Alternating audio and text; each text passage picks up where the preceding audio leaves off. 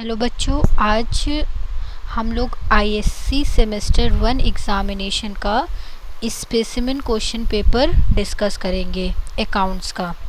Okay, सो आप लोग सबसे पहले ये बात समझ लीजिए कि जो नवंबर में आप लोग के एमसीक्यू एग्ज़ाम होने वाले हैं उसका पेपर पैटर्न क्या होगा। जैसा स्पेसिमेन पेपर आईएससी ने रिलीज़ किया है वैसा ही क्वेश्चन पेपर भी आएगा, ये तो फॉर श्योर है। अब इस पेपर के जो मैक्सिमम मार्क्स होंगे वो 80 होगा। और कितना टाइम मिलेगा ये पेपर करने के लिए आपको? 1.5 hour and 15 minutes it's for only reading the question paper.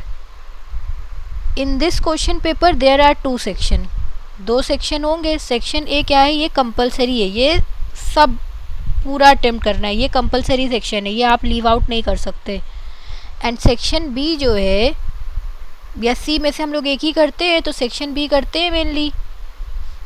Section A कर लिया और सेक्शन बी कर लिया, ये दोनों सेक्शन हमें करना इम्पोर्टेंट है। टोटल आपको 40 क्वेश्चन मिलेंगे यहाँ पर। हर एक क्वेश्चन 2 मार्क्स का होगा, तो कितने मार्क्स के हो गए पेपर? 80 मार्क्स का पेपर होगा। 4 ऑप्शन होंगे, आपको एक ऑप्शन में टिक करना है। अब हम ये बताते हैं आप लोगों को कि सेक्शन ए में किस किस चैप्टर से क्वेश्चन आएगा और सेक्शन बी में किस किस चैप्टर से क्वेश्चन आएगा according to this specimen paper only. ये पेपर को हमने डिटेल में एनालिसिस किया तो ये देखा कि सेक्शन ए के जो क्वेश्चन है वो है आपका फंडामेंटल चैप्टर से, then goodwill, admission, shares plus financial statement of companies. इन 5 चैप्टर को अगर आप अच्छे से करेंगे तब आपका सेक्शन ए का कंप्लीट होगा सिलेबस। और सेक्शन ए कितने मार्क्स का है ये भी इम्पोर्टेंट है जानना। तो सेक्शन ए 60 मार्क्स का है।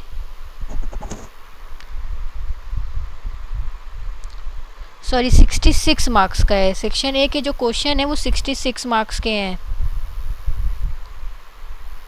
ये हो गया। अब डिस्कस करते हैं आप लोग के साथ कि ये तो सेक्शन ए की बात हो गई कि सेक्शन ए में आप इतने चैप्टर कंप्लीट करिए और 66 मार्क्स का आप पेपर करेंगे ये। अब सेक्शन बी में जो है किस किस चैप्टर से आने वाला है?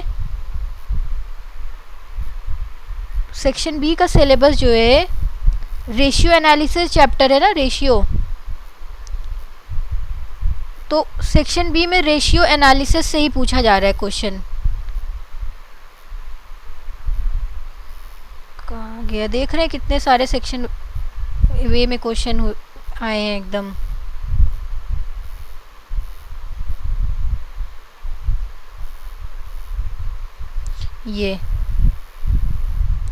ये जो है ये 14 मार्क्स का है सेक्शन बी। और इसमें कौन सा चैप्टर है? रेशियो। टोटल 6 चैप्टर आ रहे हैं नवंबर के एमसीक्यू वाले एग्ज़ाम में। तो फर्स्ट सेक्शन ए का आपको पूरा एक्सप्लेन कर दिया हमने कितने मार्क्स से करना है आपको, और बी में 14 मार्क्स का करना है, और जो कि ये रेशियो, और वो भी इस पेपर से ही एनालिसिस करके निकाला है कि हर एक क्वेश्चन जो है रेशियो का ही है इसमें। अब इसके बाद चलिए क्वेश्चन डिस्कस करते हैं। क्वेश्चन क्या क्या किस तरह से पूछा है एग्ज़ाम में।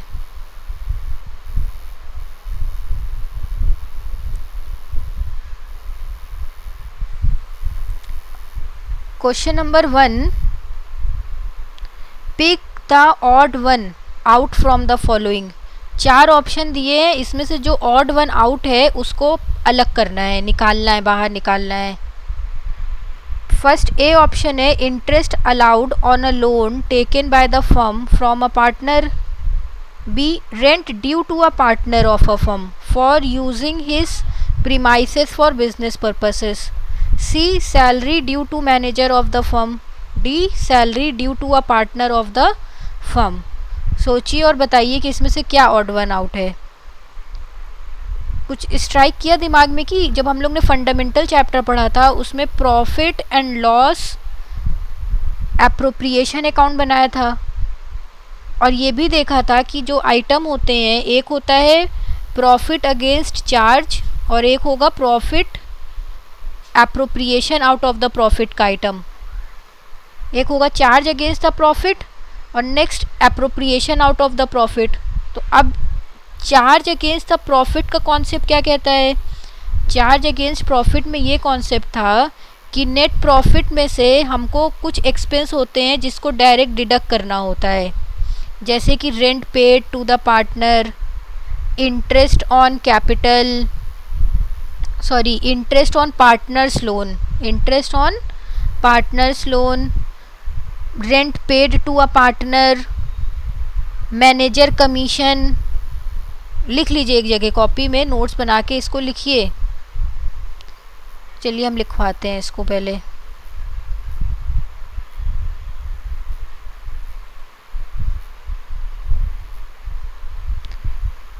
फर्स्ट क्वेश्चन में आंसर तो बता देंगे, आप लोग कर भी लेंगे, लेकिन एक कॉन्सेप्ट नॉलेज समझ लीजिए कि इसके इसी तरीके का अगर दूसरा क्वेश्चन पूछा तो आप क्या करेंगे। तो दो इसमें इम्पॉर्टेंट बातें हैं। जब हम फर्स्ट फंडामेंटल चैप्टर हमने पढ़ा तो उसमें ये देखा था कि एक होता है चार्ज अगेंस्ट प्रॉफिट, यहाँ हेडिंग डालिए, लिखिए चार्ज अगेंस्ट प्रॉफिट, और दूसरा लिखिए appropriation out of the profit, appropriation out of profit. ये दो चीज़ हो गई। अब चार्ज अगेंस्ट प्रॉफिट और appropriation out of the profit का क्या मतलब है? चार्ज अगेंस्ट प्रॉफिट में बोला जाता है कि वो आइटम हमें लेना है जो नेट प्रॉफिट में से हम माइनस करेंगे डायरेक्ट, वो होता है चार्ज अगेंस्ट प्रॉफिट। जैसे कि एग्जाम्पल मैनेजर कमीशन, मतलब कंपल्सरली ये चीज़ देना ही देना है, चाहे प्रॉफिट हो चाहे ना हो, ये हमें देना ही देना है। इसी को हम चार्ज अगेंस्ट प्रॉफिट का नाम देते हैं। मैनेजर की commission, interest on partners loan, then rent paid to a partner. तो ये जो तीन आइटम हमने लिखे ये चार्ज अगेंस्ट प्रॉफिट के आइटम है। और appropriation out of the profit का क्या मतलब है? एप्रोप्रिएशन कहता है डिस्ट्रीब्यूशन ऑफ प्रॉफिट। अब जो भी प्रॉफिट बचा है उन पार्टनर को हम देते हैं यहाँ पर, जैसे उनकी हमने दे दिया सैलरी, ए की salary, then interest on capital, जो भी पीएल एप्रो के 6 आइटम होते हैं वो सब एप्रोप्रिएशन वाले हैं, वो सब यहाँ आ जाएंगे एग्जाम्पल में। ठीक, तो ये आपने बना लिया नोट्स। अब फिर से ये क्वेश्चन पढ़िए, देखिए अब कुछ ऑड वन आउट दिख रहा है। Interest allowed on a loan taken by the firm for a partner, interest allowed हुआ है यहाँ पर। Then rent due a partner of the firm for using his premises for business purpose, rent due a partner, due है partner के लिए। Then salary due to manager of the firm, फिर उसके बाद है salary, then salary due to partner of the firm. तो ये जो तीनों आइटम है ये चार्ज अगेंस्ट प्रॉफिट वाले आइटम है, चार्ज अगेंस्ट प्रॉफिट। और जो ये लास्ट वाला है ये ऑड है, क्यों? क्योंकि ये एप्रोप्रिएशन वाला आइटम है, appropriation out of the profit वाला ये आइटम है। तो आपका डी आंसर सही होगा। अब चलिए नेक्स्ट पढ़ लेते हैं क्वेश्चन नंबर 2। ये तो डायरेक्ट क्वेश्चन है कि if the operating cycle of a company can not be identified it is assumed to be. अगर ऑपरेटिंग साइकिल जो है कंपनी की आइडेंटिफाई नहीं हो पाई है तो हम इसे क्या अज्यूम करेंगे? फाइनेंशियल स्टेटमेंट ऑफ कंपनीज़ का चैप्टर है, उस चैप्टर में ये बात बताई गई है कि ऑपरेटिंग साइकिल होती है, ऑपरेटिंग साइकिल वो होती है जिससे हम अपने रॉ मटेरियल को कन्वर्ट करते हैं फिनिश्ड में, फिनिश से फिर बेचते हैं, बेचने के बाद कैश रियलाइज़ करते हैं। तो जब कैश रियलाइज़ कर लेते हैं तो एक ऑपरेटिंग साइकिल कंप्लीट होती है। तो इस ऑपरेटिंग साइकिल को कंप्लीट होने के लिए कितना टाइम लगता है? कोई और इन्फॉर्मेशन अगर नहीं दी है तो हमें ये बताना है कि operating cycle of a company जो है हम क्या मानेंगे, तो 12 मंथ मानते हैं। नॉर्मली 12 मंथ की हमारी ऑपरेटिंग साइकिल होती है अगर कोई इन्फॉर्मेशन नहीं दी है तो। अब मान लीजिए यहीं पर एक फर्म है, उसका रॉ मटेरियल से कैश कन्वर्ट करवाने में उसे 15 मंथ लग जाता है, तो उसकी ऑपरेटिंग साइकिल 15 मंथ की हो जाएगी। इस क्वेश्चन में ये है कि operating cycle of a company can not B identify, और आइडेंटिफाई हम नहीं कर पा रहे, अब हमें अज्यूम करना है कि कितने मंथ की होगी। तो अज्यूम कर रहे हैं तो हमारा जो मंथ आ रहा है वो होगा 12 मंथ की। Question number 3, Which of the following is not shown as a current liability in the balance sheet of a company? prepared as per Schedule 3 of the Companies Act 2013। अब इस क्वेश्चन में ये पूछ रहा है कि इसमें से कौन सी जो है वो not shown as a current liability in the balance sheet, balance sheet में करेंट लाइबिलिटी की जगह नहीं लेती है, और शेड्यूल 3 ऑफ कंपनी एक्ट 2013 के अकॉर्डिंग। तो ये जो क्वेश्चन है ये है आपका chapter financial account of companies का क्वेश्चन है ये। इसको अगर आपको अच्छे से पढ़ना है तो शेड्यूल 3 पार्ट 1 जो है बैलेंस शीट का, उसको एकदम डिटेल में एकदम याद करिए कायदे से, उससे भी क्वेश्चन आएगा ही आएगा एग्ज़ाम में। अब इस क्वेश्चन का आंसर बताइए क्या होगा, कौन सा जो है not shown as a current liability, current liability नहीं है। A option is trade payable, B short term borrowing, second deferred tax liability, D short term provisions. तो इसमें से कौन सी करेंट लाइबिलिटी नहीं है? C deferred tax liabilities is not the current liabilities. तो ये हो गया इसका answer. Question number 4, the interest on call in arrear account is closed by. जो इंटरेस्ट है कॉल इन अरियर अकाउंट का वो कैसे क्लोज्ड होता है?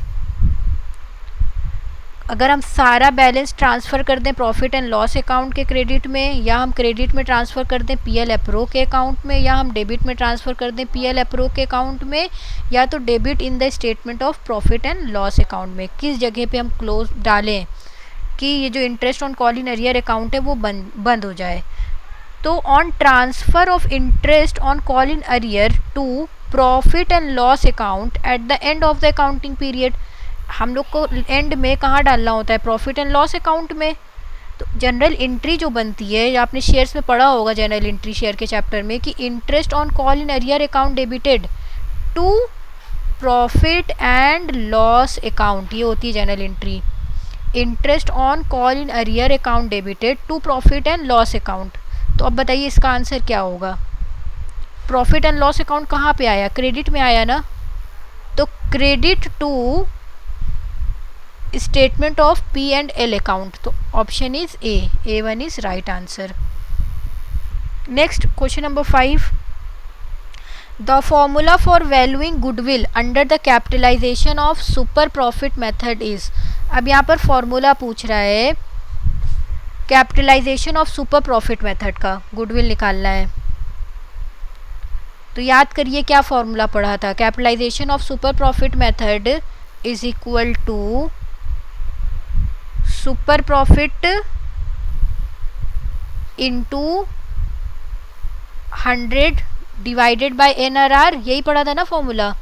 सुपर प्रॉफिट को मल्टीप्लाई करा 100 से और डिवाइड कर दिया NRR से, तो ये होता है capitalisation of super profit method का फॉर्मूला। अब यहाँ पर ऑप्शन बताइए कौन सा ऑप्शन होगा। अगर हम इसको एक्सप्लेन करें एक बार देखिए,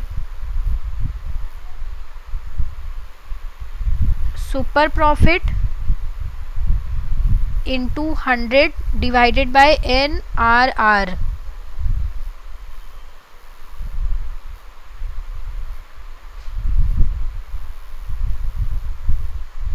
ये हुआ। तो सुपर प्रॉफिट को हम डिवाइडेड बाय NRR लिख सकते हैं ऐसे, हाँ लिख सकते हैं। सुपर प्रॉफिट डिवाइडेड बाय, मान लीजिए 10% है, ये हमारा 10% है। अगर अब हम इस परसेंट को और ओपन करेंगे तो सुपर प्रॉफिट हर नंबर पेयर में होता है, तो इसके नीचे 1 हो गया, फिर यहाँ पे डिवाइड का साइन लगा तो ये 10% हो गया। 10% मतलब 10/100 हो गया। फिर इसको हम और ओपन करते हैं, super profit by 1 divided by 10/100। तो जब ये डिवाइड का साइन है तो इसको रेसिप्रोक करना पड़ेगा, 100 ऊपर चला जाएगा और रेट जो है NRR नीचे आएगा, तब जाके ये फॉर्मूला बनेगा सुपर प्रॉफिट बाय NRR, मतलब normal rate of return, normal rate जो भी है। तो ये बना हुआ, ये हुआ। अब बताइए इसमें से कौन सा आंसर होगा। Super profit made by the firm multiplied by normal rate of return, या capital employed by the firm multiplied by normal rate of return, या capitalized profit of the firm divided by rate of return, C. और D, super profit made by the firm divided by normal rate of returns. क्या है option D option is correct, super profit made by the firm divided by normal rate of return.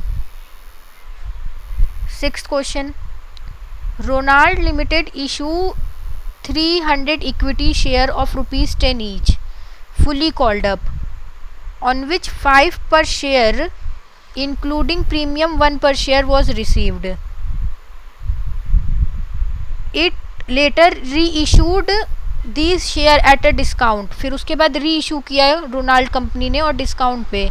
तो maximum discount पर share which the company could have given on their reissue would be. तो अब maximum discount कितना दिया company ने वो निकालना है, मैक्सिमम डिस्काउंट ऑफर जो किया।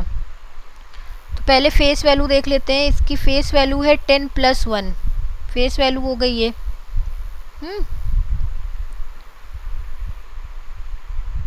कितना रिसीव किया पैसा और कितना नहीं रिसीव किया वो बताइए। तो 5 पर शेयर रिसीव कर लिया, उसमें प्रीमियम भी इंक्लूड था, तो 4 + 1 मतलब 4 रुपीज़ तो शेयर का और 1 रुपीज़ प्रीमियम का। और कितना नहीं रिसीव किया, नॉट रिसीव्ड, 6 रुपीज़ नहीं रिसीव किया। तो ये याद रखिएगा कि जितना पैसा रिसीव कर लेती है कंपनी वही जो है उसी को ही डिस्काउंट कर सकती है, बस मैक्सिमम वही डिस्काउंट का उसका लिमिट हो सकता है। तो 4 रुपीज़ जो है वही डिस्काउंट की लिमिट हो सकती है। और जो 1 रुपी है ना, ये 1 रुपी कैपिटल फंड है, तो 1 रुपी को हम टच भी नहीं करेंगे।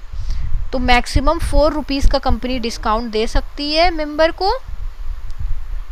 तो answer is C, 4 rupees. Next question number 7, Veena and Som are partner in a firm. They admit Sarah on 1st April 2020 for 1/4 share in the profit of the firm. Sarah acquired her share as 1/12 from Veena and the remaining from Soma.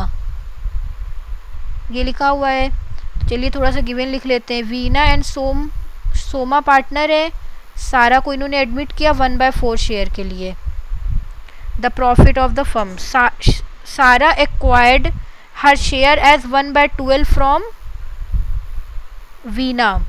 Veena ने 1/12 जो है share Sara को दे दिया। And the remaining from Soma, अब जितना भी remaining बच गया वो सोमा ने दे दिया। तो सेक्रीफाइस मेड बाय वीना का सेक्रीफाइस तो दिया ही हुआ है कि वीना ने 1/12 दे दिया और हमें सेक्रीफाइसिंग रेशियो निकालना है। 1/4 जो मिला है सारा को, उसमें से 1/12 अगर हम माइनस कर देंगे तो हमारा जो शेयर निकलेगा वो ये निकल के आएगा कि सोमा ने कितना शेयर दिया है। 1/4 तो इनको पूरा मिला है सारा को, और सारा खुद बोल रही है कि 1/12 जो है मुझे वीना ने दिया है और जो रिमेनिंग बचा हुआ है वो मुझे दे रही है सोमा जी। तो इसका पहले हम लेंगे एलसीएम 4 और 12 का। तो एलसीएम आ जाएगा 12, 4 की टेबल में 12 आता है 3 टाइम्स में, तो ये ऊपर आ गया 3, 12 1 = 12 तो ये 1 हो गया। 3 में से 1 जाएगा 2 आएगा, 2/12 आंसर हुआ। तो एक तो 2/12 आ गया और एक 1/12 हो गया। डिनोमिनेटर सेम है, ज़रूरत नहीं करने की। तो 1:2 is the answer for this question. तो option C is correct. Next question number 8, Arif, Ravi and Beena are partner in a firm sharing profit and loss in the ratio of 6:4:1. Arif guaranteed a minimum profit of 16,000 to Beena. Arif ने कहा बीना मैं आपको 16,000 profit दूंगा हर हालत में। The trading profit of the firm for the year ending 31 March 2021 was 1,32,000। और जो trading profit है फर्म का निकल के आया वो 1,32,000 का आया। तो ये भी फंडामेंटल चैप्टर से गारंटी ऑफ प्रॉफिट टॉपिक है ये। अब इसको कैसे करेंगे, 1,32,000 का ट्रेडिंग प्रॉफिट है, इसको हम डिवाइड करेंगे 6:4:1 के रेशियो में। जब 6:4:1 के रेशियो में डिवाइड कर लेंगे तो हमें ये निकल के आएगा कि आरिफ, रवि और बीना को कितना अमाउंट मिला। डिवाइड करने के बाद आरिफ के अकाउंट में जाएगा 72,000। डिवाइड करना तो आता है ना, 1,32,000 मल्टीप्लाइड 1,32,000 मल्टीप्लाई करेंगे 6/11, तो 6/11 करा तो 72,000 आ गया आरिफ का शेयर। 6 ऊपर क्यों लिख रहे हैं, क्योंकि इनका जो रेशियो था प्रॉफिट शेयरिंग रेशियो वो 6:4:1 था, तो 6 पार्ट आरिफ का था। फिर उसके बाद 1,32,000 इंटू 4/11। 4 ऊपर क्यों लिखा, क्योंकि 4 जो था ये रवि का शेयर था, इसलिए 4 यहाँ आया, तो इसको इंटू करने के बाद आ गया 48,000। नेक्स्ट 1,32,000 इंटू 1/11, तो ये आ जाएगा 12,000। ये हो गया बेन का। 72, 48 और 12,000।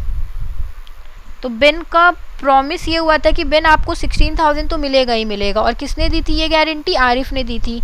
तो आरिफ के शेयर से हम माइनस करेंगे 4,000 और बेन को 4,000 प्लस करेंगे, ताकि बेन का 16,000 कंप्लीट हो जाए पूरा। अब 72,000 में से 4,000 माइनस करिए, कितना आ जाएगा, 68,000 आएगा। तो 68,000 आंसर होगा इस क्वेश्चन का। मतलब Arif shares in the profit of the firm will be, Arif का शेयर ऑफ प्रॉफिट कितना होगा, 68,000। Okay, question number 9।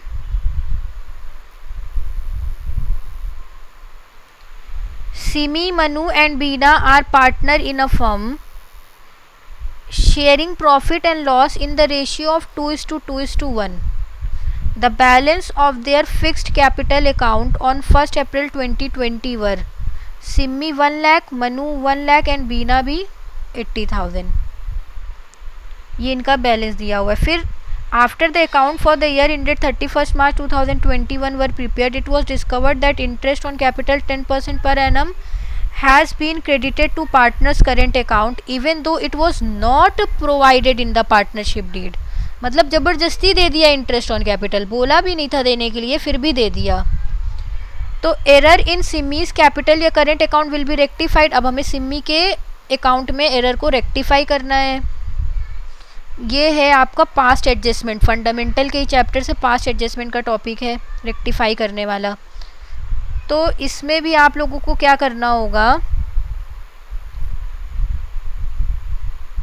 देखिए नॉर्मली हम यहाँ पर समझा रहे हैं, सिमी, मनु एंड बीना ये हो गए आपके पार्टनर, ये हो गया पर्टिकुलर। इंटरेस्ट ऑन कैपिटल दे दिया है ना, अब इनसे क्या करेंगे हम लोग, सिमी, मनु और बीना से कहेंगे वापस दो हमारा इंटरेस्ट ऑन कैपिटल, तो देना तो था ही नहीं। तो जब इंटरेस्ट ऑन कैपिटल वापस लेंगे तो इनके कैपिटल अकाउंट को क्या करना होगा, डेबिट करना होगा।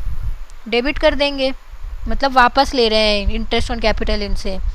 तो 1 लाख पे 10% निकालेंगे तो 10,000 सिमी से वापस लेना है, 10,000 मनु से वापस लेंगे और 8,000 बीना से लेंगे, तो टोटल 28,000 रुपीज़ जो है वापस आ जाएगा। अब ये जो पैसा वापस आया है, इस अमाउंट को फर्म क्या करेगी, यही जो 28,000 है ये फर्म जो है इन्हीं पार्टनर को तो देगी ना। 28,000 गिवन टू द पार्टनर, तो credit ₹28,000 in profit sharing ratio 2:2:1। 2:2:1 है ये नया रेशियो, तो 2:2:1 में बांट देगी। जितना भी पैसा इकट्ठा किया फर्म ने वही पूरा पैसा इन लोगों को 2:2:1 में बांटेगी। तो सिमी को मिलेगा 11,200, मनु को भी 11,200 आएगा और बीना का आएगा 5,600। आप लोग एकदम क्लियरली अपनी कॉपी में लिखिएगा ये सारी चीज़ें। आफ्टर दैट ये क्रेडिट है और ये ऊपर वाला डेबिट है, ये डेबिट ये क्रेडिट। अब बताइए डेबिट बढ़ा कि क्रेडिट बढ़ा? क्रेडिट बढ़ा है ना, तो क्रेडिट में यहाँ पर आंसर लिखेंगे हम लोग, इसको इससे माइनस करेंगे 1200। ये भी क्रेडिट बढ़ा 1200 का, और यहाँ पे भी डेबिट और क्रेडिट है, तो ये डेबिट का बढ़ा है हमारा, तो डेबिट का आ जाएगा 2400। ओके, लेकिन हमें तो सिर्फ इसका ही बताना है सिम्मी का, कि सिम्मी के अकाउंट में क्या हुआ। एरर इन सिम्मीज कैपिटल अकाउंट, तो एरर ये आई, गड़बड़ी ये हुई है कि क्रेडिट करना है हमें 1200 सिम्मीज के करेंट अकाउंट में, क्योंकि फिक्स्ड कैपिटल ये बना रहे हैं। तो जब फिक्स्ड कैपिटल होता है तो क्या होता है, करंट और कैपिटल अकाउंट अलग अलग बनता है, तो सारा एडजस्टमेंट हमारा करंट अकाउंट से होगा, तो आंसर होगा crediting her current account with 1200 rupees. क्या करना होगा सही करने के लिए, क्रेडिट कर दो 1200 रुपीज़ से सिम्मी के अकाउंट को, तो ये आपका बन जाएगा सही। तो ये हो गया क्वेश्चन नंबर 9।